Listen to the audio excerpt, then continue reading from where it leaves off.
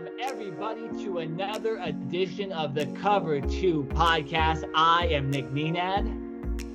And I'm Jared Smith. And guys, today we have one of our biggest Cover 2 podcasts of the year, maybe ever, in the middle of the season. Normally, we would have a big topic to talk about, like a preview of a major sports league season, or we are covering the NFL draft or the Super Bowl. Yes, the NFL trade deadline is one of the reasons we're having a big podcast today, but what a big news week it's been for football. We also have the World Series going on, just to give you guys a heads up. Jared and I are actually watching the World Series right now. We are recording during Game 6, so we will give you updates on if something crazy happens or something to let you know where we are in the podcast and let you know we are paying attention to the World Series. But we will talk about the ending next week at some point. Again, hopefully two things happen. One, that the Astros don't win the World Series. And that two, Jared, I have Braves in 7, and they're in Game 6 right now. My prediction's coming to fruition. So I'm down to be right and cold about that a little bit. But guys, so much to talk about. You probably know, if you're an NFL fan, what we're talking about today. It is Tuesday, like I'm mentioning. We have injuries to talk about, major injuries to playoff teams. We have a giant trade in the NFL to one of the NFL's best teams. We have an incredibly sad incident that happened to an NFL player today that was not part of our news cycle until about 4 or 5 hours ago. And we also have our biggest topic, which we'll start with. Deshaun Watson was not traded today.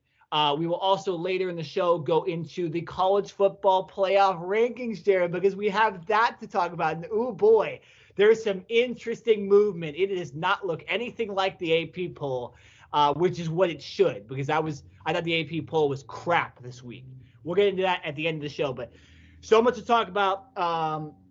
Jared Smith, let's get into Deshaun Watson to start the show. Guys, we will also talk about our team's big games this week. We'll wait a little bit. I know Jared is super excited. I am not as much. Okay? So big week for our teams as well. We'll also talk Chiefs because they played Monday Night Football last night and weren't impressive again. So Jared, I can't even get to the start of the show. There's so much to talk about. So let's get into Deshaun Watson. He was not traded today to the Miami Dolphins. That essentially was the final team, the only team that had a chance. It seemed like we heard rumors of the Carolina Panthers. We heard small rumors of maybe the Denver Broncos, but it kind of seemed like their big trade that happened yesterday, Monday, kind of made it seem like they probably weren't going to go after Deshaun Watson. So they were eliminated before today. Jared Smith, we've talked about Deshaun Watson probably the last 2 weeks. We've talked about him a lot on this podcast. What are your thoughts now that he was not traded? The deadline is over. He is still a Houston Texan. What are your thoughts on him the rest of the season, and will we see him play? I mean, is anyone really surprised that he wasn't traded? Because I'm not, right? Like, what team is going to trade for a player that has 22 active lawsuits against that player currently, right? Like, those aren't wrapped up. Those haven't gone completely through the legal system yet. Those are still active and out there, and things are still pending. And so that, I think that was really for the Miami Dolphins, who in my opinion was the only legitimate team that was going after Watson. They had to take a step back and say, okay, yeah, Watson is a great football player, but until these lawsuits get settled and everything gets completed, like, we can't trade assets for this guy, right? Like, what happens if we trade all this capital away, whether it's draft picks, players, whatever the case may be, and they get Watson back, and then, I don't know, a month later, these lawsuits, it turns out that Watson did commit these allegations, and they are true, right? Then obviously Watson is done. He is never playing in the NFL again. He's probably going to jail. So I'm not surprised at all. And really, Deshaun Watson is going to continue to be an active, non-player in a sense until these things get finished. Like, it's really that simple. Like, I don't even think we have to waste too much time on this.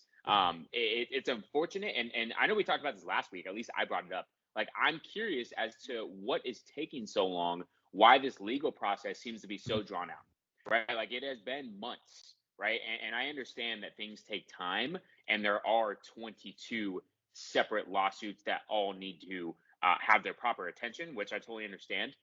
But when, is there a timetable that we can at least have something to look forward to say, okay, this is when these hearings are going to be, this is when something is potentially going to be settled? Because not only from a football perspective and from a fan's perspective of potentially wanting to see Deshaun Watson on the field or not, or just wanting to have this topic go away. Like, I don't know about you, but I'm tired of talking about this topic. Yeah. But how about for these 22 accusers, right, who are saying that Deshaun Watson, is guilty of committing those acts, right? I'm sure they would like some resolution as well if these come out to be true. So I just want this to be over with. Like, I'm tired of talking about this. I want to talk about actually football and things happening on the field, and not these off the field, issues that have now crept up. So let's get a resolution, whether it is, good or bad for Deshaun Watson. I just want this process to be over with. If that makes sense. Yeah, no, I agree with you, and I think that's why we're starting the podcast with this, just to get it out of the way. And I think that besides maybe Deshaun Watson getting released or some of these lawsuits becoming more serious in a lot of ways, there really is no reason to talk about Deshaun Watson, because he's a player that gets scratched every week. Jared, I don't know about you, but I don't talk about people that get scratched every week on this podcast. I can't name a single time we've mentioned a player this much that does not play any games for an NFL team. You have the Dak Prescotts that miss one game, right? You have the guys that go on the COVID list, and there's news there. But this guy doesn't play, and he's not going to play the rest of the season. So we'll pick up and talk about it at the end of the season, right? But I agree with you. I do want to talk about this, though.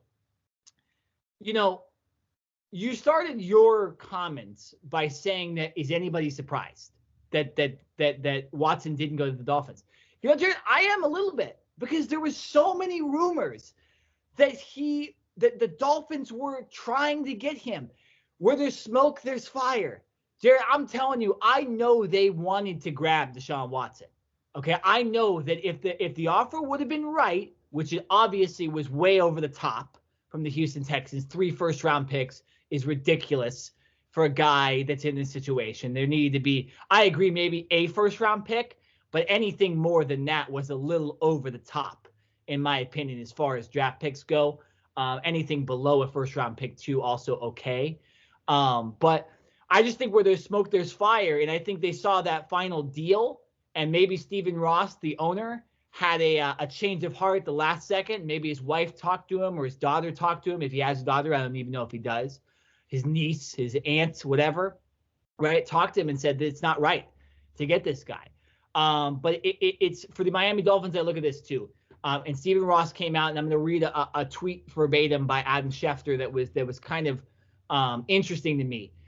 This is from Adam Schefter, and I quote, "Although the Dolphins did due diligence on Deshaun Watson," which there you go, Jared, there's the smoke right there, and had conversations with Houston, Miami will not make a trade for the quarterback.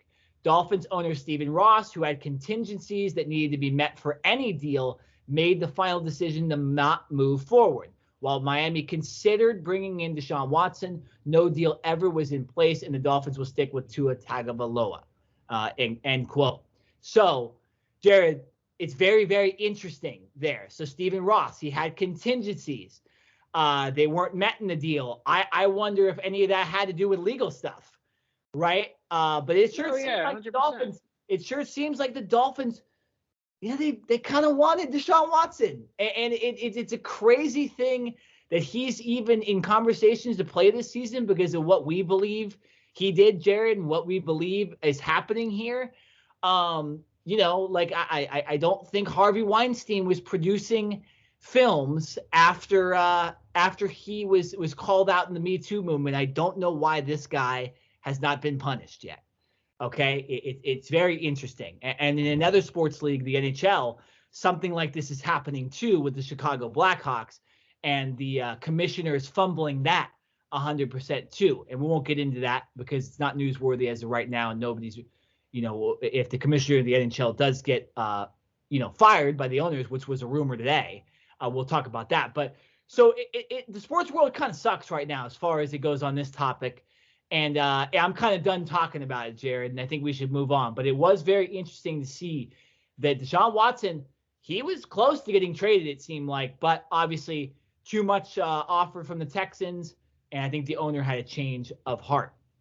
All right, Jared Smith, Henry Ruggs, the third, is being charged with felony DUI that results in death. I don't know if that's the exact, charge there, but essentially, Henry Ruggs, he drank too much last night, early this morning, and while I was waking up to go to my job, he was escaping a car, and he was, in a DUI accident. And this charge comes with the potential of 2 to 20 years in prison. Jared Smith, again, we don't want to talk about things like this on our podcast because it's not sports, but this is a huge deal. And I just want to get your first thoughts when you first heard about this, because this was absolutely shocking to me. I have my own opinions that I will give in a second about what I think about what Henry Ruggs did. But I'll give you first take and then kind of tell me what you think what's going to happen with the Raiders and Ruggs' career. First, I think I have to be real careful with my words here, right? Sure. Because I want to just go off on Henry Ruggs and be like, what the F are you doing? Is really what I want to say without having to like bleep myself, right? And this is 2021. Last time right? There's Uber, there's Lyft, not to mention you are a multi-million-dollar athlete, right? Who I'm pretty sure can afford his own chauffeur, his own, person to drive him around whenever, day or night, doesn't matter what time. And yet this idiot, Henry Ruggs, decides to get behind the wheel of his car after drinking with his friend, which was a female passenger. Don't know if it was his girlfriend, wife, I'm not sure. Just said a female passenger. And he ended up running into another car at a high speed. And that car that he ran into burst into flames and killed that person and her dog. So I don't understand that. I like I said, I really don't. Just when are we going to learn? Like how many people dying from car accidents and DUIs is it going to take for people to wake up and realize if you're drinking, cool, like no big deal. Like I'm not mad at him for going out and having a good time and drinking or whatever. But like, why do you have to get behind the wheel? I don't understand. Like if average people, right, people that like live below the poverty line and people that don't make millions of dollars can still find ways to take an Uber or a Lyft, but yet Henry Ruggs, dumbass, has to still get behind the car because he thinks he's like above the rest and he ends up killing someone because of it. No, man. Yep. No. Like he should go to jail. That's I don't this is very early in the process. It's just happened early this morning, like you mentioned, Nick. But I mean, this guy should get like the ultimate penalty. Now, Henry Ruggs did go to the hospital along with his female passenger, and he checked out, and then he was sent to a Las Vegas jail, and I believe he has a court appearance tomorrow. It's on multiple felony charges. Yeah, multiple felony charges. So I'm going to hand it off to you just because I don't know what else to say. Mm-hmm. Like, how many times is it going to take for us as human beings to wake the F up? If you're drinking, you're out drinking. Doesn't matter if you're at home, if you're out in the bar, cool. Why do you have to get behind the car? Yep. Yeah. Jerry, I just I typed in Henry Ruggs' name just to get more of the details on kind of what happened. I mean, I know what happened, but the first two things that come up that just piss me off are two pictures of the crash and what the crash looks like, and you guys will see it right here. I'll in post-editing, you're seeing it right now. And then the next two pictures you see are Henry Ruggs is incredibly cool Corvette, which probably didn't cost less than $25, right, Jared? Probably didn't cost less than $25, which an Uber would cost. Probably cost, add about 4 zeros to that. That's probably how much it cost. And the next picture, and you're seeing that picture right now, and then the next picture you're seeing right now is Henry Ruggs with a gold chain on, really good, really cool basketball shoes on. They all seem like they cost a little bit more than Uber. So yeah, Jared, I don't understand why this dude didn't call an Uber. And it's just that simple. If you can afford to buy the incredibly cool shoes and the chain that's sick and the really awesome Corvette, how come you can't call an Uber for like $30? It's not like the Uber driver is going to recognize you, Ruggs. You're not that famous, okay? It's not like you're Derek Carr where maybe you'd get recognized, or it's not like you suck. Yeah, you ain't even that good. You suck. And we're not here to trash people unless your name's Tyrann Mathieu on this podcast. But, it's – bro, you ain't that good and you ain't that famous. So why are you not – and first of all, if you were that famous, you'd probably hire a driver, right?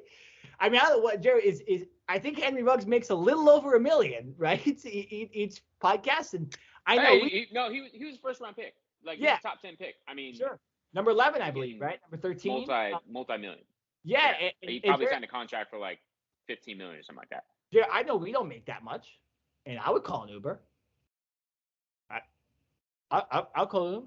Like, yeah, maybe if I have $10 to my name and I'm down the street, okay, cool. I'll drive. Okay, Jesus, I understand, right? People's lives are different, but these guys don't have an excuse. They don't have an excuse, and I don't want anybody coming up with an excuse. All right? Unless they say, and they come back and say that the toxicology reports were incorrect and that he wasn't driving under the influence and that he didn't reach the legal limit and his girlfriend hit the wheel as he was driving and it caused him an accident, then okay. But at this point, what we know right now, that is all I'm going to say. There was no reason you needed to do this, and you're kind of an ass. I mean, not kind of an ass. You're an ass. And I want to say more, but obviously we try to keep this podcast family friendly. You killed somebody, bro. Killed somebody. And you killed a dog too. Put that on there too. So I'm gonna read this really quick because I was reading a report from ESPN who was basically breaking this whole thing down. So in Nevada, probation is not an option for a conviction on a charge of DUI causing death, which carries a possible sentence of 2 to 20 years in state prison. Yeah. The possible sentence for reckless driving is 1 to 6 years in prison with probation available. So, it's not looking good, Henry Ruggs. Nope. It's not looking good. Nope. And I just don't understand it. I don't understand it. Like, and by the way, can we change that law for like every state? Can that be a federal law, please? Like, if you kill somebody in a DUI, how are you not? How you have the option of probation? Like, come on. It's ridiculous. What a weird year for the Raiders. My goodness. If you're a fan of this team, by the way, I feel sorry for you. Your team's I wouldn't be wearing any gear. Forget that. I'm not wearing any Raiders gear. Yeah, you got a racist and homophobic former coach, and you got an idiot that can't pay for an Uber as a first round pick. I mean, this is just incredible. This team. What happens in Vegas gets told to the world now, Jared. Okay, we're in 2021. All right, let's move to more positive news. Not for me, but for the rest of the NFL, realistically, and especially if you're a Rams fan, because the Los Angeles Rams have acquired Von Miller from the Denver Broncos. I know someone's mad, Jared, that's on this podcast a lot. I know Alex Silva probably isn't happy that they're going into full rebuild mode, right? Yeah. Second and third round pick in 2022, the last of the Rams draft picks go in this deal, which is another funny note of this whole trade.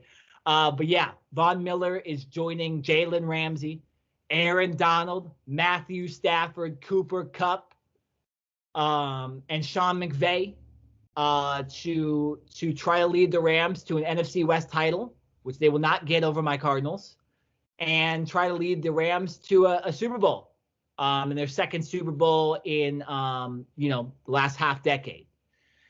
So I'll give my comments on this first, Jared. Obviously, it disappoints me as a Cardinals fan that the Rams went out and did something and signed a guy that plays essentially the exact same position as J.J. Watt.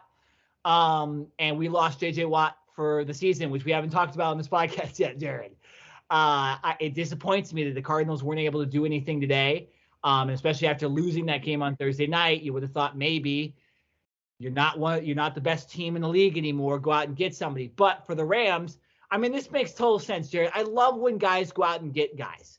I love when teams do this. The Rams have done this a bunch. They went out and grabbed Jalen Ramsey. They went out and grabbed Matthew Stafford.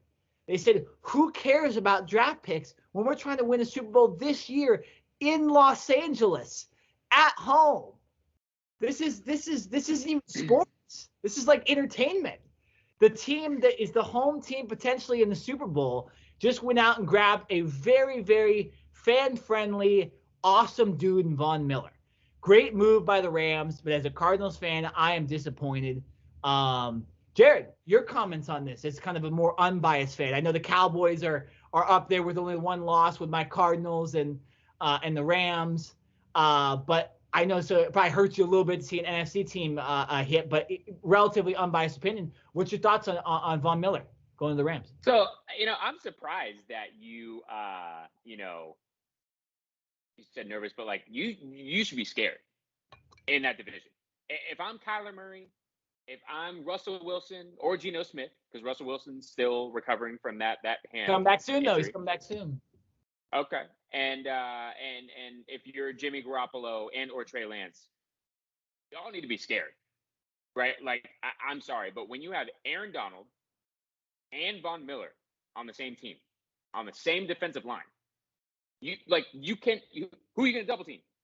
There's only 5 offensive linemen, right? You're gonna double team Aaron Donald and double team Von Miller, and then be left with what? What are you gonna do? This is it. Like, if this isn't going all in, if this isn't putting all your eggs in one basket, as in trying to win a Super Bowl this year, I don't know what is, right? So, I mean, here's what I will say about this. Like, if you're a Rams fan, oh my gosh, are you excited for for the rest of this year, right? You have 3 probably first ballot future Hall of Famers in Jalen Ramsey at corner, Aaron Donald, defensive tackle, and Von Miller as the edge rusher, right? Like 3 future Hall of Famers right there on your defense. So it can be that, because now that quarterbacks aren't going to have any time to throw the ball. Like, I believe 2 to 2.5 seconds is the average that a quarterback has from the moment that the ball is hiked to the time that a quarterback releases the football. Yeah, it's going to be below 2 to 2.5 seconds when you're playing the Rams, because there's going to be constant pressure up the middle and from the sides from this Rams defensive line. So, fortunately, the Cowboys don't have to play the Rams, at least until potentially in the playoffs, which I'm very happy about. I know that your Rams have to play them at least one more time. So good luck. That game I know will be in Arizona, so you'll have that home field advantage. But still, good luck, Kyler Murray. I hope that your ankle by that time is healthy, because I know right now it's a little nicked up. So you're going to want to make sure that he is fully healthy for that game, because he will be running around. Mark my words. He will. The only ankle we'll talk about in the podcast today is Dak Prescott's, because he didn't actually play. Okay, we'll talk about Kyler. That's okay. If he doesn't play. But the last thing I want to say before I toss it back to you is I think the Rams, and I tweeted this, the Rams are allergic to draft picks. They simply do not care about draft picks at all. And I will say, in the last couple of years, obviously a couple of years ago they got to the Super Bowl, right? They lost to the Patriots, but still they've gotten there. Sean McVay is a great coach, and they have great players on that team. And so they are in 1,000% win now mode. General manager Les Snead came out and said that this acquisition of Von Miller isn't just about this year. Like, BS, man. Like, stop lying. Like, this is about this year right now, okay? Von Miller is still a great player, but Von Miller is also 32. He is no spring chicken anymore, right? And very quickly do players, especially NFL players, go from being elite to falling off a cliff. Tom Brady is the one dude that so far has not done that. but many other players, like, I mean, I'm not saying that Von Miller can't play for 3 or 4 more years, but is he going to be an elite player for 3 or 4 more years? I can't guarantee that, and I don't think he will be. So for the Rams, who already didn't have a first-round draft pick, right, because that was a part of the Jalen Ramsey trade 2 years ago, they now give up their second and third round picks. So the Rams in this upcoming 2022 NFL draft will not have a first, second, or third round draft pick. Now, I get, right? Obviously, free agent acquisitions is a big part of building an organization. But you want to know what the biggest part is? That is draft picks. And you want to know why? Because they're cheap. And you get them on 4-year contracts, right? Like, I'm sorry, there is a salary cap for a reason. This is not Major League Baseball where you, or the NBA, even though there's a luxury tax there, where you can just go out and say, we're going to give money here and money here and money there, right? Like, there is a salary cap for a reason. Teams cannot go over that salary cap, which is why you can't just throw money everywhere. Because if you did, I guarantee you the Dallas Cowboys owner and Jerry Jones would be throwing money at everybody. Probably be a Dallas Cowboy Ram.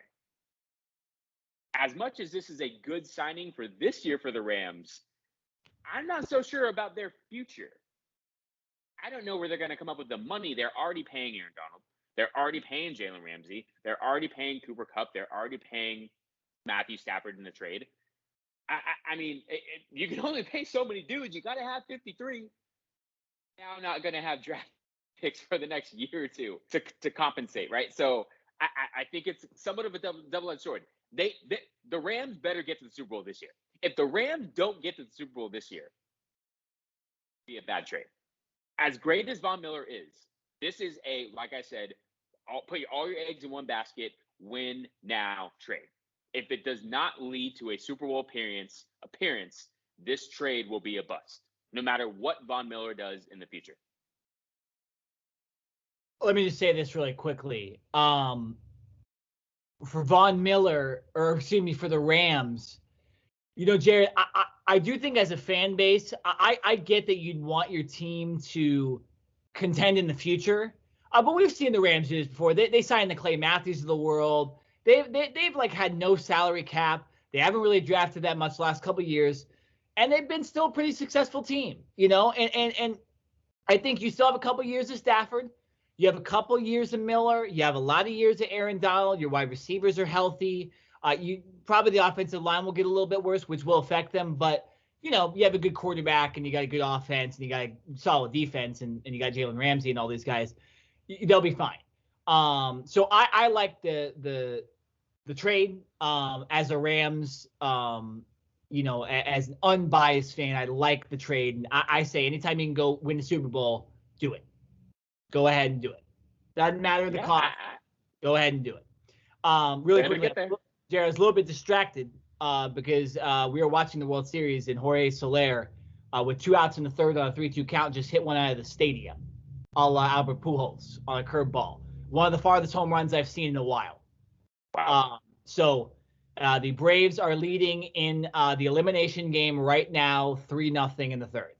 Just to give you guys a heads up. Okay. We're at that game, and go and watch that home run back if you haven't seen it, because it was out of the stadium and the roof is open tonight, so it actually went out of the stadium.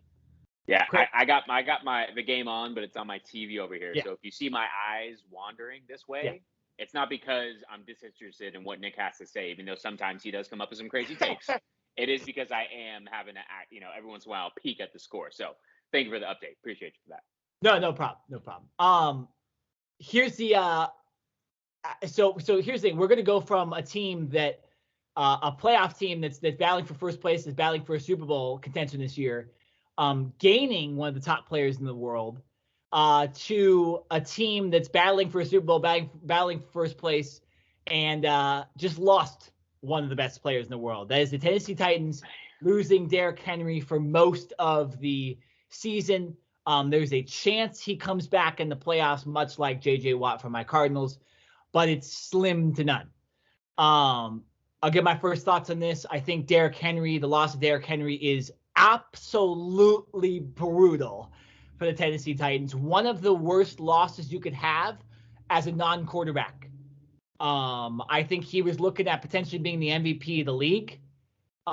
With the rest of that roster for the Titans, there is no reason they should be as good as they are, and Derrick Henry is that reason. They've been missing receivers all year. Julio Jones really hasn't made an impact on this team, and it's just incredible how much Derrick Henry's meant, and they lose him. And so I think it's a huge loss, and I don't consider them Super Bowl contenders anymore. Do I think they'll make the playoffs? Yes, because they play in the worst division in the NFL, and they already beat the Colts in their first game playing them this season.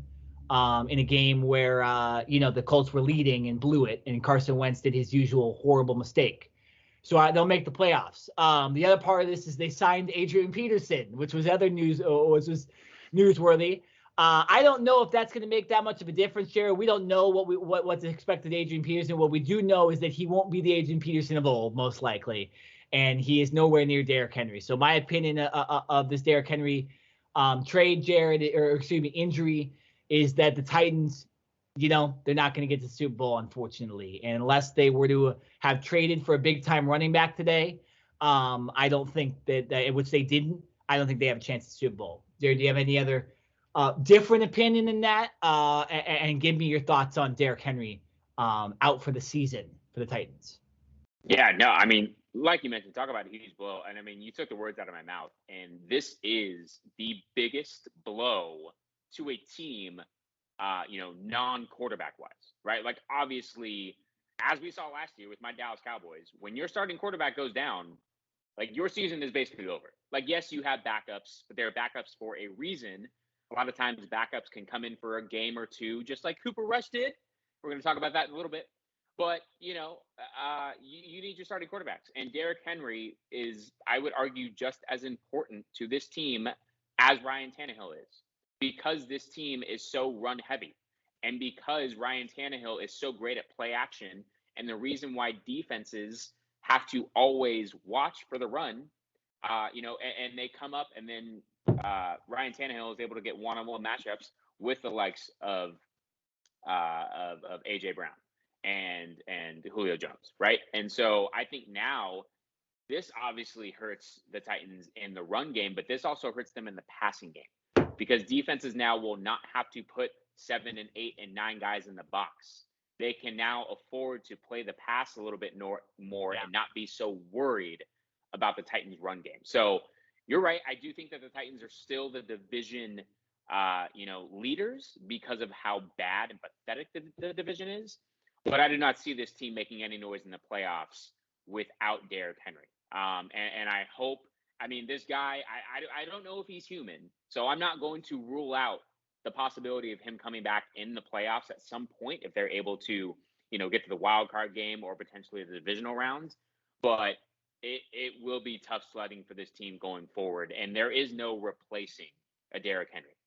All respect to Adrian Peterson. There's a reason Adrian Peterson was sitting on his couch up until yesterday. Yeah. Right? There were 31 other teams, 32 actually, in Tennessee because they still could have signed him with Derrick Henry, and they chose not to.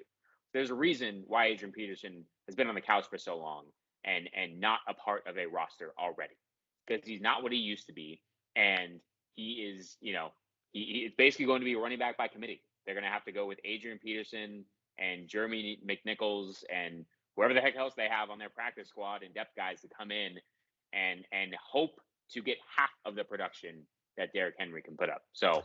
Yeah, I'll say this for fantasy managers, right? If you have an AJ Brown or Ryan Tannehill on your team, it ain't going to be good the rest of the year.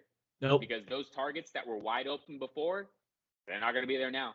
He's still going to get his catches, but I don't know if we're going to see that type of production from the passing game that we saw beforehand with Derrick Henry. Yeah, I mean, Jared, the Titans went from having the best running back room in the NFL because of one guy to having the worst. And that's no disrespect to Adrian Peterson, who is a Hall of Famer. He's just not in his prime anymore, and he's not even close to his prime realistically. And it's no disrespect to Jeremy McNichols, who I used to watch in high school, play locally here in Orange County. Obviously, no disrespect there. So, but yeah, you can't go from having your number one position on offense, the thing that helps you the most win games, which was Derrick Henry. Most teams, it's a quarterback. This team, it's Derrick Henry. Do you go from best to worst? and tell me that you're a Super Bowl contender. You can't be 32nd in anything, Jared, and be a Super Bowl champion. Okay? The Seahawks last year, the Chiefs this year, you can't do it. Okay? So I think the Titans playoff chances, well, not playoff chances, but Super Bowl chances are done. Now, Jared, speaking of another team that actually did the exact same thing and had an injury to the exact same type of important position, let's go to the Saints. They get a big, giant win over the Tampa Bay Buccaneers. Yes, Tom Brady's Tampa Bay Buccaneers. But in the middle of the game, they lose Jameis Winston. Now, interestingly enough, Trevor Siemian, who is essentially the third string for New Orleans because Taysom Hill's injured, he led the win. The reason they won this game is because of Trevor Siemian. Now that we have found out that Jameis Winston is out with a torn ACL, now we look forward, and yes, you got a big win over a rival, over a division opponent, and now realistically, if they have the same record, the Saints are in first place, much like my Cardinals right now. But they don't have a quarterback. So Jared Smith, what do the Saints do? Because they didn't trade for a quarterback, which would have been unrealistic anyways. And they have not, they don't have Taysom Hill. They do get the big win. They are in a playoff spot right now. What are the chances of the Saints not only making a potential Super Bowl run, which was unrealistic, but making the playoffs, period? So, I still somewhat like the Saints' chances of making the playoffs. And here's why. Their defense is nasty, right? You cannot run the ball on this defense. They are top 5 rush defense, as in they do not give up yards to anybody. They will stop the run, and they will force the opponent to be one-dimensional. And then when you've got Marshawn Lattimore and the secondary pieces that they have, they make out to be a very complete defense, a top 5 overall defense in the NFL. So I think they're just going to have to lean more heavily on that defense to say, hey, guys, you're going to have to hold this to under 20, right? Because and on offense, Sean Payton is an offensive guru. He's a quarterback guru. And, I guess, fortunately for the Saints, they've been in this position because of last year with Drew Brees and the fact that he had those shoulder issues and those rib issues, right?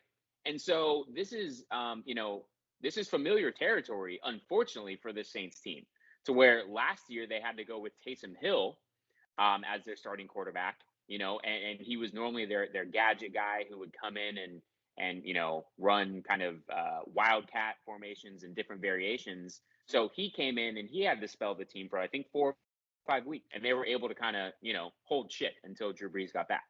Well, this year, Jameis ain't coming back, right? He not only suffered a torn ACL, but he also has damage to his MCL, which means, it's just a tougher road to recovery. Doesn't mean that he can't come back. And I hope all the best for Jameis, because watching Jameis play, whether he's good or bad is just must-see TV. Oh, yeah. And for those who don't know, I hope, Nick, you can find the clip when we're editing this and you can put this on. But Jameis, during the game, went to the hospital. He was transported to the hospital to get that knee checked out. He came back into the locker room after the Saints had won, right? And the Saints players still have their jerseys on, all that stuff. And it's literally like a club. There's like smoke and everything going on and strobe lights going on in the locker room. And all of a sudden, you see these players jumping around and dancing and having a good time and dancing to rap music and all this stuff. And then all of a sudden, the camera flips and you see Jameis hopping on one leg with his crutches, still dancing and doing his thing, like celebrating a win. Seeing it right now. Like it's just, how can you not like that type of guy? That type of enthusiasm and mentality is just infectious. So I will say I'm almost certain that the Saints are going to get Taysom Hill back. He's been out the last couple of weeks with concussion, under the concussion protocol, but the Saints are hopeful that he's going to clear that protocol this week.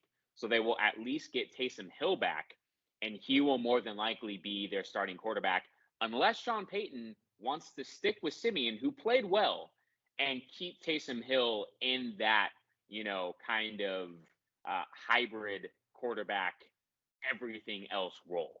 So we'll see how they want to play it.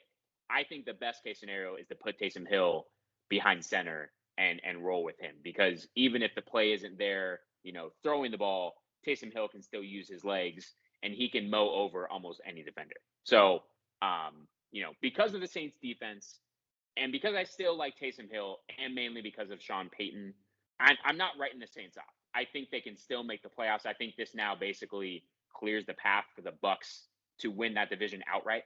Yeah. But I think the Saints have a chance to make it as, a wild card team potentially because of those things I just said. Well, Jared, I disagree with you. Because with starting Taysom Hill, and one of the reasons is there's a reason that they didn't pick Taysom Hill in the first place to be quarterback. And it's not like Jameis is lighting the world up. Yeah, he's gotten in some important wins, but he's still kind of the inconsistent quarterback. Not as much, but he still is that inconsistent quarterback that we've seen over the years. And it's not someone I would want to necessarily have as my franchise quarterback. But with Taysom Hill, he's not really a quarterback anymore, unfortunately. And that's not his fault. He found a niche that nobody else in the NFL has figured out to do, where you can literally play quarterback at times and also block and play special teams and play receiver. It's really impressive. And play tight end. Hell, the guy probably could kick if they give him a chance, right? But I think you go with the standard quarterback and you bring Taysom Hill in to help the offense on the other side. Do I think Trevor Siemian is going to lead this team to the promised land? No. But this is what happens when your starting quarterback gets hurt.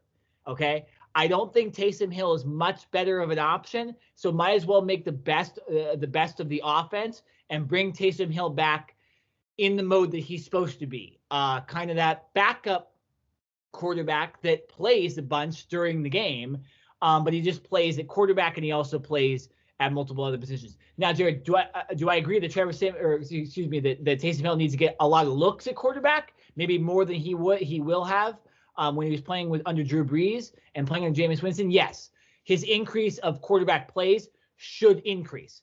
But do I think the starting quarterback should be Taysom Hill? No, I think it should be Trevor Siemian, and you figure it out and you go with a standard quarterback. And Sean Payton's an offensive guru, and I think they'll be able to make the playoffs. Do I think they have a Super Bowl chance? No. And do I think they'll win a playoff game? No. The NFC is too good. Maybe if they're playing in the AFC, they'd have a chance. And they didn't have to play the Buffalo Bills. But they're not beating the Green Bay Packers. They're not beating your Cowboys. They're not beating my Cardinals. They're not beating the Rams. And they're not beating the Buccaneers. They're not losing the Buccaneers 3 times this year. Okay? They might be able to beat them next game because it's a rivalry game, and Tom Brady for some reason just can't beat the Saints. But they ain't losing 3 times, and I don't think they're going to lose twice. So yeah, that's my say on that. Now, Jared, I mentioned your Cowboys. Okay, just a second ago. Jared, they lost their quarterback for 1 game, but Dak Prescott will be back. Okay, and somehow, out of nowhere, Cooper Rush won the game for the Dallas Cowboys on Sunday Night Football over the Minnesota Vikings. Legitimate game-winning throw. Jared, this is just your part of the podcast to give your thoughts on your team and explain why you think the Cowboys are destined for the promised land. I don't really think I need to do much speaking. I think the Cowboys did all the talking on the field. And listen, I can't even sit here and say that I was confident in the Cowboys coming out and beating the Vikings without Dak Prescott. Now, did I think Dallas was going to be competitive? Yes, because I think that their overall team and their overall makeup is so much greater than it has been in the past. Talking about complementary football with their running game, having great receivers, their offensive line, even though it's somewhat banged up, has played a lot better than they have in the past. And the defense has been the biggest thing, right? Going from literally last 32nd in the league last year, giving up record-setting numbers in a bad way. That's not a good thing. A lot of times when we talk about records, we're talking about good things. No, the Dallas Cowboys were record-settingly bad last year. So they have improved dramatically. And I've said it all along. They don't need to be a great defense, right? Now, they have been able to get a lot of turnovers in the first half of the season, and I hope that continues. But they just need to be a stingy defense that stops teams when you really need them to. And that's exactly what Dallas did, right? They held Minnesota to 1 for 13 on 3rd down. Minnesota converted their first third down in the first quarter, and after that, they didn't convert another one. That is a reason why Minnesota did not win that game. Now, I will say, I hope Dak Prescott does come back and play this week because in the pregame warmups, Sunday Night Football game against Minnesota, Dak was pretty good, right? All eyes were on Dak. Everyone was watching. I believe it was like a 38-minute warm-up, right? Everyone had it down to the minute. Yeah. Cameras were on him. Jerry Jones was down there. Mike McCarthy was down there. The whole training staff was down there watching him. And he looked like he was moving pretty good. And to me, before the game, I was saying, okay, if he warms up and he looks good, they're going to let him play, right? And they still were more reserved and held him back. Now, obviously, after the fact, that was a great move.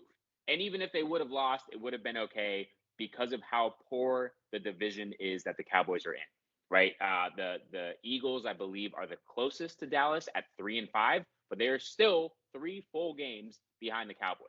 So, to me, this is where Dallas really had the luxury of sitting Dak Prescott because they knew that they have somewhat of a stranglehold, at least early on in the season.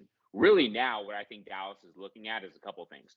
They're not necessarily looking at the division, even though they still want to win it, and that's going to be their focus.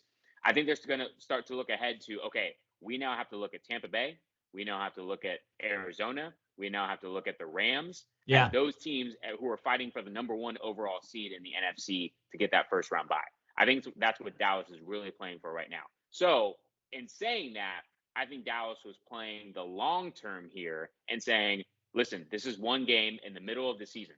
We would rather not have Dak Prescott for one game and then hopefully have him for the rest of the season and the playoffs, as opposed to rushing him back a little too soon and potentially him re-injuring this injury and making it even worse. So, obviously I'm happy and ecstatic that Dallas won, but even if they wouldn't have, logistically, it seemed like the best case to keep Dak Prescott out, give him one extra week. They get the Broncos this week, who, even though they beat Washington last week, they are not a good football team. Their defense is not what we thought it was. And just like we talked about, Von Miller, their all-time leading sack edge rusher, is now headed to LA. And so this Broncos team is just, I don't know how you have much confidence in them. I also, today, there's a report that Noah Fant, their star tight end, got put on the reserve COVID list. Yep. So I don't know if he had a positive COVID test or if he was in close contact with someone, but it's not looking good that he's going to play. So, Dallas should be able to take care of business this Sunday against the Broncos with or without Dak, but I'm hoping that Dak comes back to play. I want number 4 back under center. I want my guy leading this Cowboys team. Yeah. Cooper Rush is not leading you guys to the promised land. Okay. No. But it was very, very impressive from an unbiased fan here. I was shocked. I texted you how unbelievable it was that it happened. I was very impressed. And the Cowboys are a fun team to watch this year. As much as that hurts me to say, Jared Smith, your team is very fun to watch. Okay. I love it. And when you talk about the decision to play Dak Prescott, or to not play Dak Prescott, excuse me, it was smart because, Jared, you guys play in a division that sucks. Okay, Philadelphia is 3-5 and coming into the game 3-4, and some people were picking the Lions to beat them, right? Washington's 2-6. The New York Giants are absolutely trash bags filled with trash. Okay, so the Cowboys are making the playoffs and they're going to have a home game, so you can afford to take a game off realistically.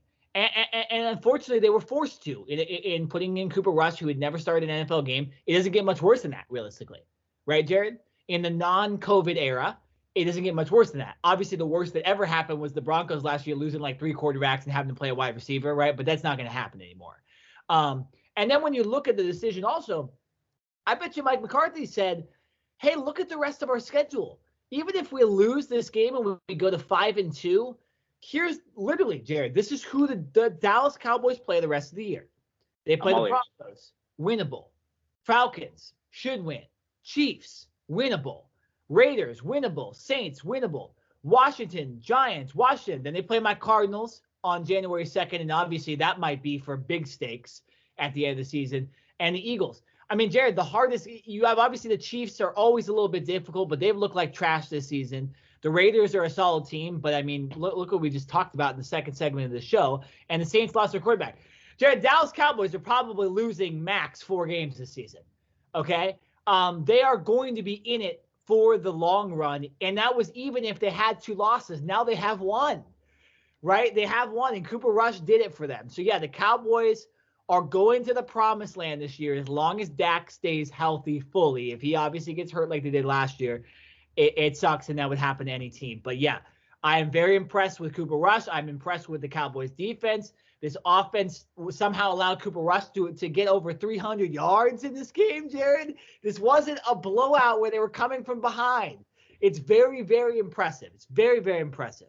And their schedule is easy as hell. So, yeah, Jared, your Cowboys are going to be in a good spot to end the season. Hopefully, my Cardinals can stop that train a little bit at the end of the season. That'll be a big game, and I can't wait to watch.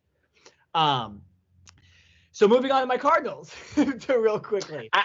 Can we just take a moment and just, sure. I don't know in the history of this show, if you have ever Cowboys in such a great way, in such a nice way before. So I just want to cherish this moment a little bit and just take an opportunity to say, doesn't it feel good? No, it doesn't. Good things it doesn't about Dallas. feel good. Jared, I mean, that it felt like it came from the soul. Jared, I felt like you really meant it. And I'm proud of you. I don't think you're fooling me. I don't think you're playing me. I don't think you're stringing me along, hoping that when the Cardinals do play Dallas later on in the year that, obviously you want your Cardinals to win. But I felt like that was very genuine. So, I appreciate you. You're not only my co-host, you're my friend. And I wanted to say thank you for those nice, kind words. Because they don't happen often. So I'm going to cherish this moment when it comes along. Fair enough. Proceed. But like I said, January 2nd, we might not be friends for like 3.5 hours. I'll just tell you that right now. That's okay. That's a big game. Big game. But like I said, in all honesty, I'm being realistic. I'm trying to be an NFL analyst here. And the Rams got Von Miller, and the Cowboys are super impressive. And I'm not going to sit here and lie and act like the Stephen A. Smiths and the Skip Baylesses of the world that kind of follow fanboy over their teams. No, my Cardinals are good, and I don't have to defend them. And if my Cardinals weren't good, maybe I would lie a little bit. But it's it's just the truth. Go ahead. One more thing before we do move to your Cardinals that I do just need to point out as well. So not only 6-1, not only did they just win without Dak Prescott and with a guy named Cooper Rush, the Cowboys are about to get Michael Gallup back and complete that 3-headed monster at receiver again, already having Amari Cooper and CeeDee Lamb, who have proven to be studs this year. Michael Gallup is no scrub. He is a great receiver as well. And then on the defensive side of the football, they are about to get arguably their best player back in DeMarcus Lawrence. Now, I think he's still like 2 to 3 weeks away. Yeah. Coming back as well. So I think one of the reasons why Dallas didn't necessarily make any moves at this trade deadline was because they're essentially getting some guys back, right? Yeah. That's almost, it's not like trading for them, but it's like they're getting their pieces back that they haven't had for most of the year, or at least since week 1.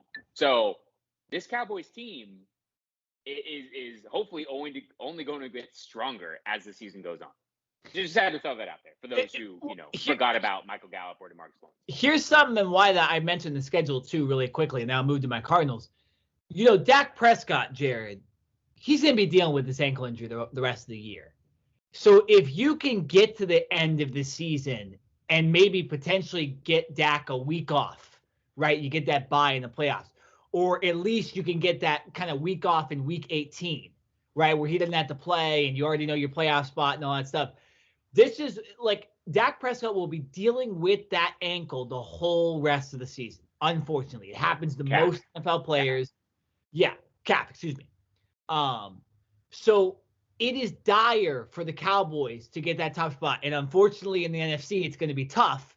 But yeah, for these teams that have these beat up quarterbacks, you need to get those weeks off because, any quarterback can play 3 games and win a Super Bowl, right? But right now, the Cowboys need to win as much as they possibly can to get Dak some time off. And also, Ezekiel Elliott's play on third down was one of the best football plays I've seen in years, running over those defenders. Grown man move. Incredible. Grown man move. 4 defenders that couldn't tackle Zeke. I mean, he should have been stopped for like an 8, 9, maybe 10-yard game. And he was able to split 2 defenders. And then it took 2 more defenders to bring him down. But he was able to drag them across the first down marker. Sure. Yeah. Grown man strength. Speaking of grown men, you had a grown men Thursday night football game last weekend between my Arizona Cardinals and the Green Bay Packers in Arizona. 20 million people watched it on Fox. That's double the World Series. Okay, a lot of people watched this game, and a lot of people watched AJ Green not turn around for the ball. Okay, my Cardinals were essentially AJ Green away from beating the Packers and being 8-0. Did my Cardinals play their best game of the season? Hell no. And were the Packers super impressive on both offense and defense? Yes. And did the Packers put themselves in a really good position? Yes. And did the Packers look legitimate? Yes. But I want to mention to people and remind people that there's a reason this team was 7-0. Kyler Murray, yes, his ankle's a little beat up, but he's okay. He's fine. If he has to miss a game, whatever, right? I want Kyler's ankle better for the rest of the season, much like Dak's calf. If he has to take off a game, I trust our backup more than Cooper Rush. Okay, I know what Cooper Rush did. Yeah, I was gonna say y'all need to borrow Cooper Rush for a week. No, it's fine. Get the job done. Yeah, we got Chris Streveler's been in the system. He's played the Rams before in a big time game. CFL legend Chris Streveler. No, Jared. Okay, but here's the thing. You know, we lost J.J. Watt. It's a big loss, right? But Marcus Golden, who's one of the other edge rushers on our team, is having one of his best seasons ever, probably his best season ever. Chandler Jones is back from COVID. Corey Peters is back from COVID on that defensive line. There's no other significant injuries. Yes, Hopkins is a little beat up, but this team is still a very good team. And just because they lost, essentially because A.J. Green didn't turn around for the ball, does not mean that this Cardinals team isn't one of the best teams in the league. And that's all I really want to say about my team. I've been getting a lot of flack from everybody for some reason that all of a sudden my 7-1 Cardinals are the worst team in the league, apparently, to everybody, right? It's incredible. And Jared, I'm sure that everybody was ragging the Cowboys too after that Buccaneers loss earlier this season. You can probably feel how that feels. But we seem to lose, Jared. We seem to lose to unbelievable football teams, and we get trash talk because these other trash teams that our friends and our colleagues suck, right? It's a weird position to be in. But yeah, my Cardinals are 7-1. They're still ahead of the Dallas Cowboys. They're still ahead of the Tampa Bay Buccaneers. They're still ahead of the New Orleans Saints, right? They are second place in the NFC, and ahead of the Rams as well. So, yeah, Von Miller sucks that he's on the Rams, but my Cardinals will take care of the Rams next time they play them. Don't you worry, Jared Smith. I got two quick things to say about your Cardinals, okay, and we got to wrap this up because we do need to move on to college football and some other things. There's two reasons why Arizona lost this game last Thursday. One, because their rush defense was horrible. And I'm sorry, but the Green Bay Packers are not necessarily known for running the football effectively. Now, they have Aaron Jones, who is a good, change of he is a Pro Bowl running back. I'm not trying to deny that at all, and he can run between the tackles. But they have Aaron freaking Rodgers on their team. And, yes, they did not have Devontae Adams. They did not have Alan Lazard. They were down to their third, fourth, and fifth string receivers. But still, Aaron Rodgers can play with you and I at receiver and probably make us look like Pro Bowlers, right? And so I was still expecting the Packers to be able to come out and throw the ball like they did. They really did not have a great passing game. It was the running game with the duo of Aaron Jones and AJ Dillon. Yeah, KJ Dillon, who is a beast. The dude is like 250 pounds, and he is very tough to stop. But I wanted to say, are you a little worried about that Arizona rush defense? I get J.J. Watt's not there, and he's not, he's going to miss the rest of the year. But that was a little alarming to me because if you have to go up against the likes of an LA Rams team who runs the ball well, like the Dallas Cowboys, you're going to have to see later on in the season, who are one of the best rushing teams in the league. I would be a little worried about the rush defense. Your thoughts? Jerry, I'll say this. I mean, yeah, the rush defense is actually literally the only concern about this team. It was odd at how we played against the Minnesota Vikings, the one other game that we were very, very close to losing. I mean, literally, if the field goal kicker makes the field goal, we lose. But, Dalvin Cook ran all over us. Now, they made second half adjustments, which ended up winning the game, and that's football, right? You can give up 150 yards in the first half and give up 20 in the second half and it says 170 yards, but if you actually look at the stats, it's impressive what the changes they made. I think with the Cardinals, you look at this. One of the reasons the rush defense sucked on Thursday is, well, because it was Thursday Night Football and they had 2 days to prepare. Okay. And number two, Chandler Jones just came off COVID on the defensive line, and they were missing Corey Peters and Zach Allen, who are the guys literally right in the center of the field. And they were both on the COVID list. So you take away 2 guys because of this disease that we're still dealing with, and we know Chandler Jones had symptoms, so he probably wasn't in tip-top shape. Right, and no J.J. Watt, and you have 2 days to prepare. So I'm gonna give a little bit of an excuse here. I think that one of the reasons the Cardinals' defense was so bad against the Green Bay Packers was because they were just missing some key guys. The guys that stopped the run weren't there, and I think that you'll see the rest of the season. Yeah, there'll be games where the Cardinals' rush defense isn't the best, but I do think the reason they lost, they were so bad this week, was because they had a couple days to prepare, and they were just playing missing guys who they get back. And by the way, the Cardinals are supposed to get back most of their injured guys, besides J.J. Watt, in the coming week or two, including Rodney Hudson, who's the best center in the NFL. So just give me I do think my Cardinals are the rush defense is the most concerned, but we were missing the key guys that are supposed to stop it. So of course we sucked on Thursday. Okay. All right. Second question. Sure. You know, very, very smoothly brushed over the AJ Green not turning around for the ball, miscommunication with Kyler Murray, whatever you want to call it. I'm not going to just brush over it. Okay. I'm sorry, but it's 4th and goal. One last opportunity. AJ Green, you're in the end zone. Like, you don't turn around at all. Is AJ Green a rookie? Because last time I checked, AJ Green's been in the league for about a decade. He's a Pro Bowler. I mean, when healthy, AJ Green can still ball. And you don't even turn around? Like, what is going? I mean, did he think that Kyler Murray was right behind him and he was trying to block so that Kyler Murray could like scoop behind him and score? Like, please help me out and tell me how AJ Green does not even turn around to look at the football. Because last time I checked, his position was wide receiver, and wide receivers' jobs are to catch the football. And so while Kyler Murray was being rushed and he had to throw the ball maybe a little sooner than he wanted to me, that is more on AJ Green, regardless of the miscommunication about the route, because he didn't even attempt to turn around. Like, if AJ Green at least gets his head turned around, he can either, like, maybe he doesn't catch the ball, but I can almost guarantee that Rasul Douglas doesn't intercept the ball.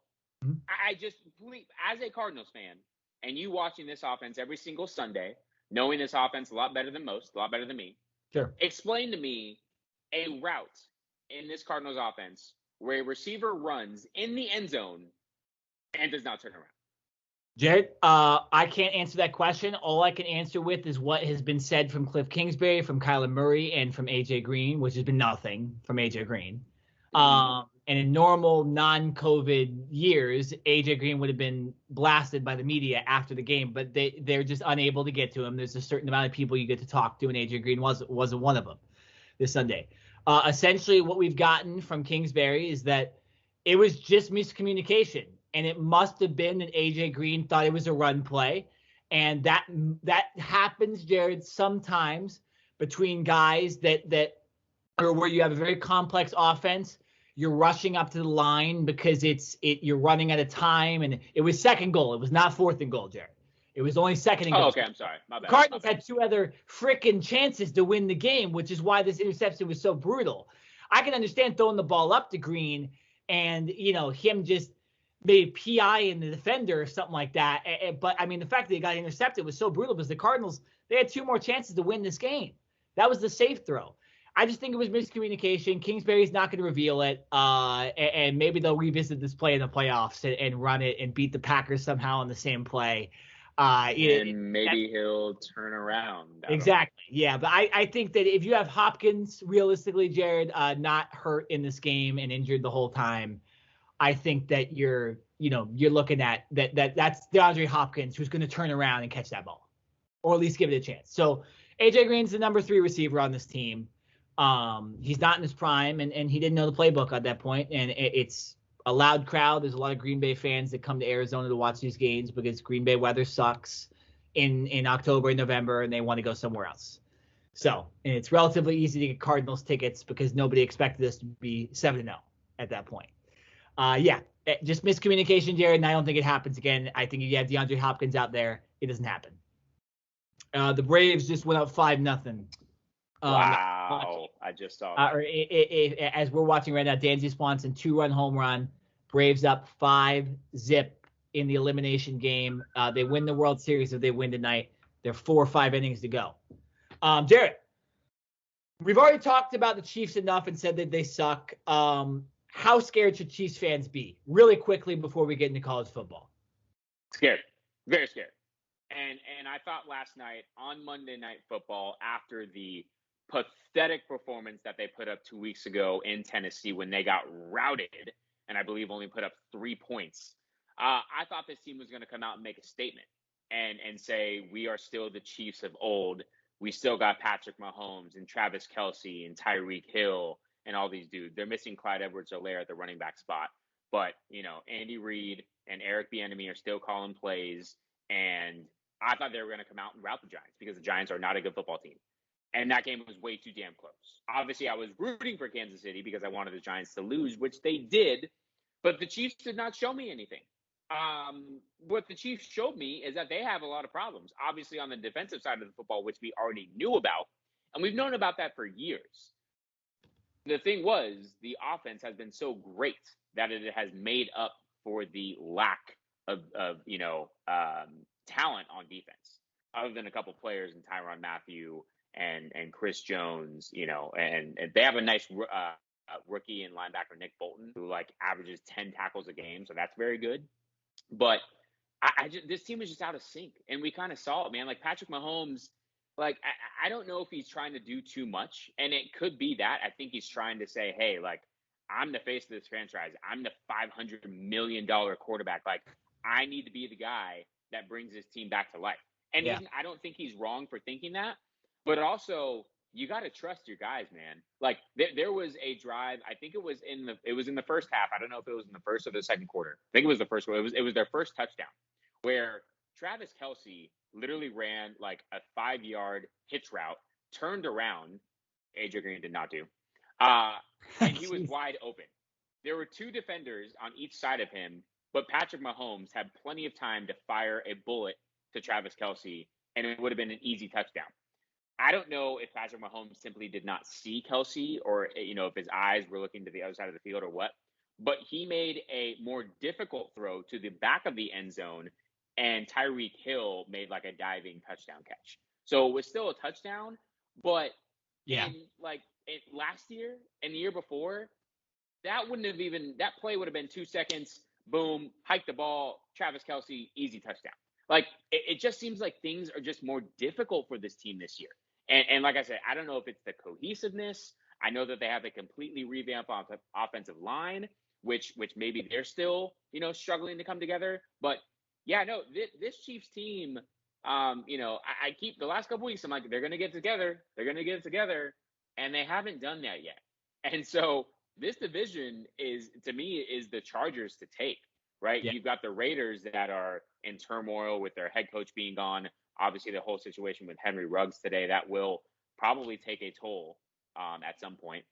The Denver Broncos trading away Von Miller is basically saying they're waving the white flag. They're not doing anything this year. Yeah. And so if you're the Chargers, even though you lost at home to the Patriots this past week, this has to be the Chargers division right now. And the Chiefs are still lethal when they want to be, but I don't think many teams are scared of the Chiefs right now. And I think that's the thing in the past. Last couple of years, it was damn, we got the Chiefs on the schedule. We got the Chiefs this week. Let's just try to keep them under 40. And now it's oh no, we can be competitive with this Chiefs team. We know we can score against their defense, and offensively, Patrick Mahomes, they're just not in sync. So I don't know what the answer is. Maybe you can have a better explanation than I can, because right now I'm just putting my hands in the air.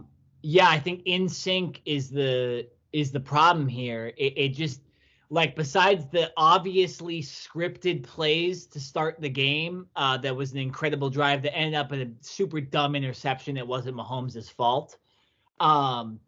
the Chiefs offense just looks like, Jared, when you're playing Madden and it's third down and you got a running quarterback and you just take the ball and you start running to the right or left to clear some space because you don't want to get sacked, and you just kind of throw the ball and wait for wide receivers to get open. It doesn't seem like they're even calling NFL plays.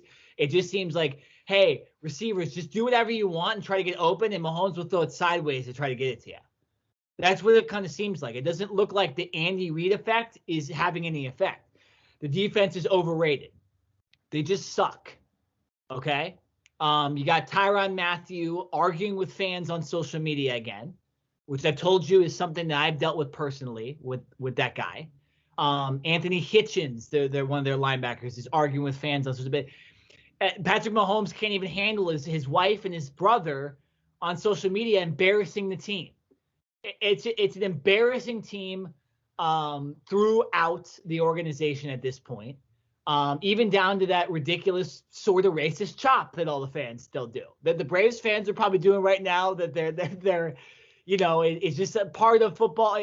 I get it. It's part of sports commonplace, but it is. This whole organization is ridiculous, and you're absolutely right. It's the Chargers' division to take, and I think they will, because the Chiefs just don't scare me anymore. They have no offensive cohesiveness. The offensive line is just not as good, and the defense sucks. They've gotten worse in every facet of the game besides not Trevor Mahomes. Patrick Mahomes' arm. That's the only thing that's the same essentially with this team. Everything else. Did you see? Everyone's been talking about today. Right before the game kicks off, I guess Patrick Mahomes always goes to the sideline, finds his family, finds his wife, his kid. Gives him a hug, gives him a kiss, love you, have a great game, all that stuff. And Patrick Mahomes' brother is on the sideline, which he typically is. And did you see the awkward handshake that they had? Yeah. Like, they didn't even look at each other. They just, put their arms out and, just quick handshake and then, turned away. Yeah, no, I think Patrick Mahomes is, pissed off at his brother. Hey, man, you're famous because of me. I don't give a shit about your TikToks. True. Don't be doing your dumb TikToks on the sideline anymore. I don't care. Don't be involved with me in that. Enough with the TikToks, Jackson. Unbelievable. Why do people watch? And his wife looks like an idiot. No offense. I'm sure he might be a nice dude, but bro, you're famous because you're your brother. Not because you're that great at TikToks. I'm sorry. I've seen a couple of them before. They suck ain't that great at TikToks. Jerry, anybody can learn how to dance like him. Okay? He just kind of dances to a choreographed song. TikToks aren't that hard. Okay? And then speaking of all these TikTok people, you became famous because an app from China decided to make you famous. Okay? But we're not going to get on TikTok right now. We have more important things to talk about. But yeah, everything is going wrong with the Chiefs and everything's going wrong with Patrick Mahomes. Okay, right now, and it's incredible to watch. The Chiefs are falling apart, and I don't think they're a Super Bowl contender anymore. All right. I'm watching Freddie Freeman hit a ball deep. I want to see what ends up happening. The ball's off the wall, and Atlanta up 6-0. Atlanta is up 6-0. Jared, you might know more than me because I'm watching it on a little bit of a delay, but Atlanta is up 6-0. I'm on a delay. I'm behind you because Freeman's still batting. So okay. You're ahead of me. Freddie Freeman just hit a double and drove in the 6th run in the 5th inning. Elimination game. All right. Jerry, looks like we need to be getting off this podcast soon. Let's go and let's talk about college football, because this is another topic that is just so interesting to me and something I want to talk about. The college football top 25 for the college football playoff has been announced. The Final Four is official right now. No more AP poll. No more coaches poll, no more CNN poll, Fox News poll, nothing. We're going to get the college football playoff committee getting together, and they have decided on this, Jared Smith. Okay? Number 1, Georgia. If Georgia wasn't number 1, I might quit the college football playoff. Number 2, Alabama. Alabama is not number 2 in any of those other polls I mentioned. They are number 2, and that's where they rightfully should be. We'll talk about that in a second. Number 3, Michigan State at 8-0. Makes sense, but we'll get into that because that's a little bit controversial as well. Number 4 is Oregon. They are 7-1, having only lost. Who was their only loss to? I'm forgetting right now at this point. Stanford. So bad loss, but one loss in the season. At number 5, Ohio State. Their one loss is to Oregon, so you got to keep Ohio State behind Oregon. I agree with that. And number 6, Cincinnati at 8-0. And that's probably the as far as the top tier teams, the most controversial, ranking. I think the most controversial ranking that doesn't really have to do with the college football playoff is the fact that when you go throughout the 25 or the top 25, 8-0 Texas San Antonio is not on the list, and somehow San Diego State, who is 7-1 and lost to Fresno State last week, is still on that list. Besides Texas San Antonio, which I think absolutely should have got at least number 25 at being 8-0. You're undefeated. You should be at least in the top 25. Here we got Cincinnati at 6. You have Alabama at number 2. You have Ohio State behind Oregon. And you have Oklahoma at number 8, which I absolutely love. Fraud City, the Sooners, are number 8. And realistically, they probably should have been down a little further. But Jared, I'll let you start. Talk about what you want to in this college football rankings. Give me your thoughts on kind of the top 10 and the top 4 here. Yeah, so, I mean, obviously, we don't need to talk about Georgia. Georgia's clearly the number 1 team, right? Undefeated, playing in the SEC. They are a complete wagon. Defensively, they have the best defense in all of college football, so they're always going to be in games. And offensively, they can score when they need to, right? So they deserve to be number 1. Very simple. I think because of Alabama's just stature and just Alabama itself, Nick Saban, and just the amount of 4- and 5-star recruits that Alabama has, I'm not surprised that they're at number 2. I think that they are the second best team, even though they do have that one loss. I don't see the likes of a Michigan State or an Oregon or anyone else for that matter, other than Georgia, really competing with Alabama. So, you can make an argument that Cincinnati should still be number 2 because they're the only other undefeated team. But I'm not going to argue that Alabama should not be number 2 because I think they're still the second most talented team in all of college football. Now, here's where I have a little issue. Michigan State, congratulations. That was a hell of a comeback win against your rival in Michigan, right? I mean, they were down 30-14 at one point. It looked like Michigan was just going to stomp all over them. And somehow, some way, at home, Sparty finds a way to come back, right? So that was an amazing home win. Their running back, who I'm sorry, I'm forgetting his name right now, had 5 rushing touchdowns and was the main reason why this team came back. But I don't have a problem with Michigan State being in the top 4. I have a problem with them being number 3 because I think that's where Cincinnati should be. I think we got to give love to Cincinnati. They're undefeated right now. They're the only other undefeated team besides Georgia and Michigan State. I'm putting Cincinnati at number 3, and I'm putting Michigan State at number 4. I don't think Oregon deserves to be in it. I get it. At the time, they had a great win against Ohio State. Ohio State looks like a completely different team now with C.J. Stroud fully healthy and that offense clicking. And like you mentioned, that really bad loss to Stanford, who last time I checked, Stanford is not ranked, and they have not been ranked all year long. So to me, I would bump Oregon out of number 4 spot. I'd move Michigan State to number 4, and I'd put Cincinnati at number 3.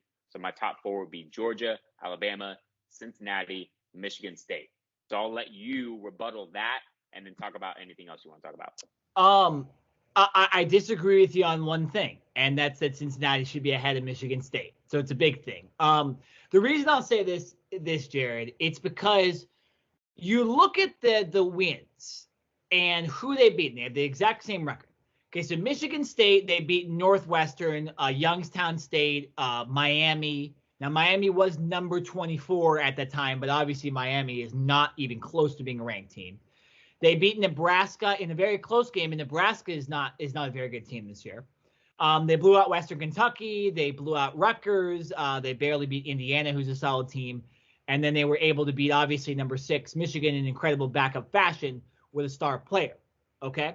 When you look at Cincinnati and their schedule and their wins, because they are 8-0, like you mentioned as well, Cincinnati, they beat Miami of Ohio, Murray State, Indiana by a lot more points than Michigan State did. They beat number 9 Notre Dame. Okay. They also beat Temple, UCF, Navy, and Tulane by 19. I think where you look at this is you have to look at the fact that, yes, there's that Indiana game that's very similar.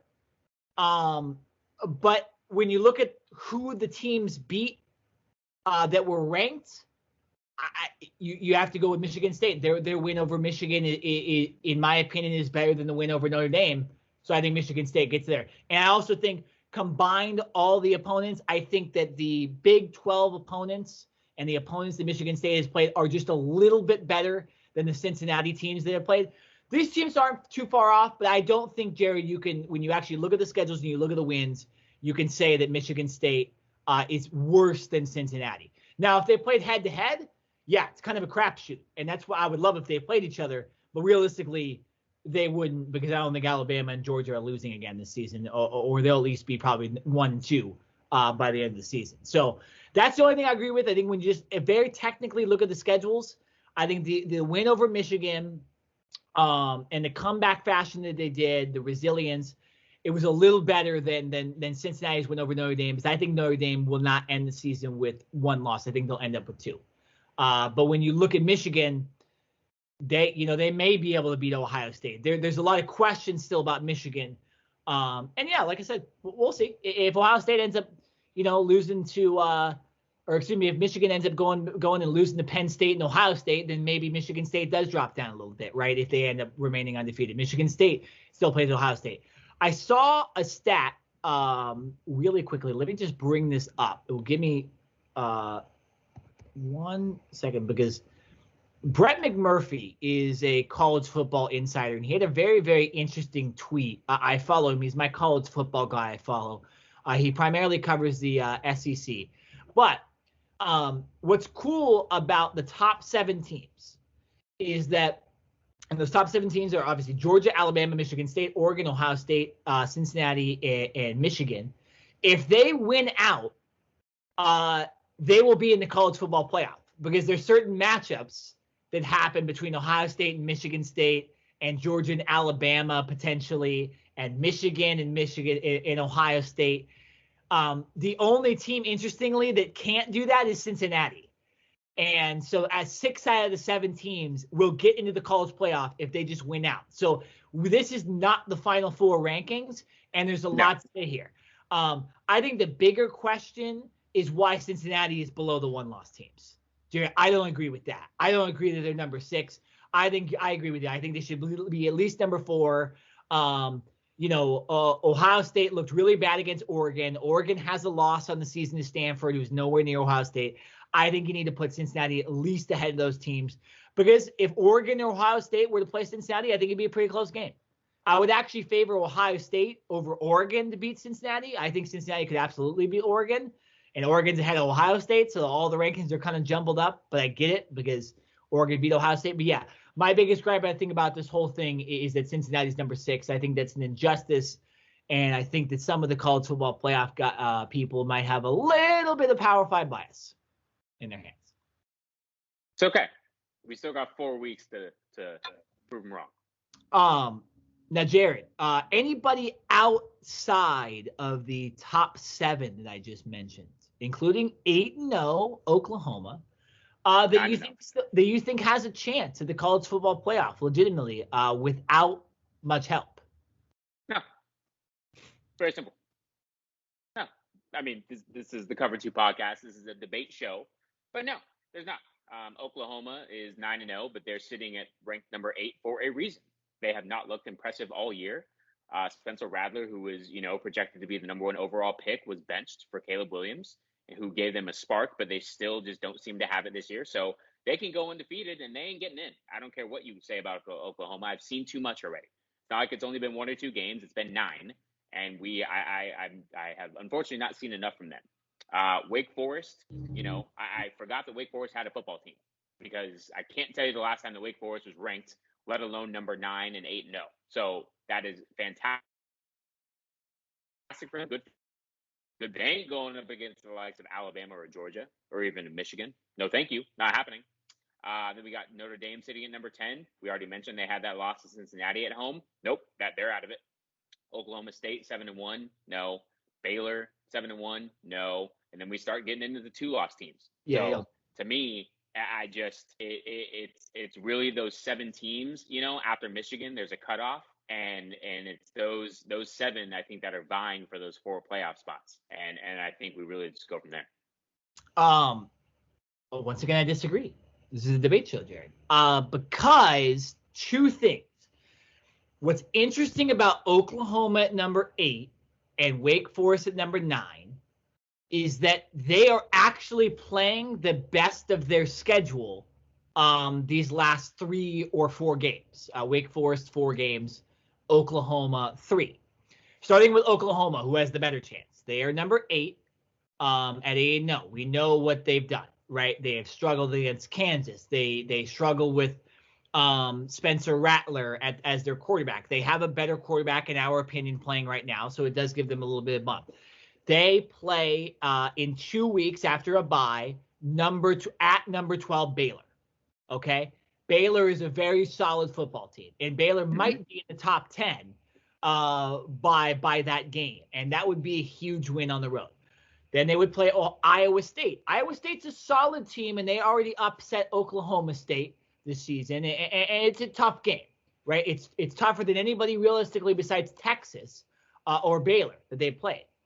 And then they finish the season at Oklahoma State, who only has 1 loss on the season, and again, it's a road game. And then they would also have the Big 12 championship game, which would be either against Baylor or Oklahoma State again. Jared, that's 3 ranked teams and a very solid Iowa State team. I think if certain teams lose, like Michigan State, like Cincinnati, and then you get potentially a crazy loss from in Ohio State, if Michigan kind of takes out Ohio State, or there's a lot that could happen. So Michigan State beats Ohio State. I think there's a chance. I think there's a chance Oregon loses at some point this season too. So Oklahoma, I think, has a chance. And when you look at it like Wake Forest, it will take a little bit more. They'll need an Oklahoma loss, realistically, at least. They'll need Michigan to lose again. They'll need Cincinnati to lose. And they'll need Oregon to lose as well. But if Wake Forest ends the season undefeated, and they finish their season at North Carolina. Now, North Carolina is not as good as we thought they were this year, but they're still a solid team. They played number 19 NC State, who I believe only has 1 loss on the season, because there's got to be a reason they're ranked number 19. No, they have 2 losses, so interesting that they're ranked number 19. But nonetheless, we move on. They're at Clemson. You're still at Clemson. I know the struggles, and then they finish at Boston College, and then they will, like I said, they will play North Carolina State, or Clemson again to end the season. So if they go undefeated and they go 13-0, and they get losses from Oklahoma and Michigan, which could very well happen because Ohio State has 2 losses. I mean, it's very possible. It's very possible. Ohio State with 2 losses compared to a 13-0 Wake Forest team, I think it'd be hard for the committee to put Ohio State ahead of them, right? It'd be hard for Michigan with 2 losses to put them ahead of them. Oregon with 2 losses, right? 2 losses compared to undefeated, you don't really put teams ahead of teams. So, yes, those teams need help, but they play they have the best chance at where their standings are right now with their opponents in the future. They have their toughest games coming up and their most impressive wins if they get those wins. So I'll give Oklahoma and Wake Forest a chance. Maybe Notre Dame a slim chance if Cincinnati ends up going undefeated. Because let's see, they have wins against Wisconsin, who's ranked. But yeah, I mean, their schedule isn't very good, and they don't play conference championship games. They probably don't have a chance. So Wake Forest, Oklahoma, they have a chance. Jared, what's your opinion, real quick, before we end the podcast, on Texas San Antonio not making the rankings at all at 8-0? I didn't know that they were undefeated at the time, to tell you the truth. Sure, so, that's not. I think the fact that you don't seem too passionate. San Diego, huh? You don't seem too passionate about this opinion you're about to give. No, I think your passion is enough for the both of us. And but I will say San Diego State losing and then still being ranked is something. So, there are 7 new committee members on this 13 person committee for the college football playoff. So we got seven new faces, 7 fresh minds, and they might just have different opinions than the previous years. So, but yeah, I will leave that to you because I did not know that they were undefeated.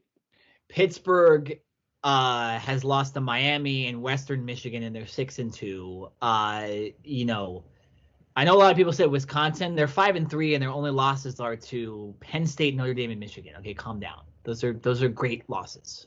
Okay, I love that they're actually ranked still with 3 losses. But San Diego State, they lost to Fresno State, who is ranked in these rankings. But they didn't beat anybody before that. Okay, Utah is an impressive win, but besides that, come on. Texas and San Antonio, they've beaten everybody they're supposed to, and they didn't lose to the underdog. Okay, sorry. That's probably my only gripe. Them in Pittsburgh. UTSA should be at least number 24, in my opinion. At least number 24. All right. Hopefully the committee's watching. If not, you need to tweet at the committee this week, and next week we'll see what happens. Please. My brother is averaging 32 yards a game in college football, guys, and has 3 touchdowns. Let's go. Okay, 3 touchdowns, 5 catches, 32 yards per catch. Kiss my ass if you can find anybody else who has those stats, okay?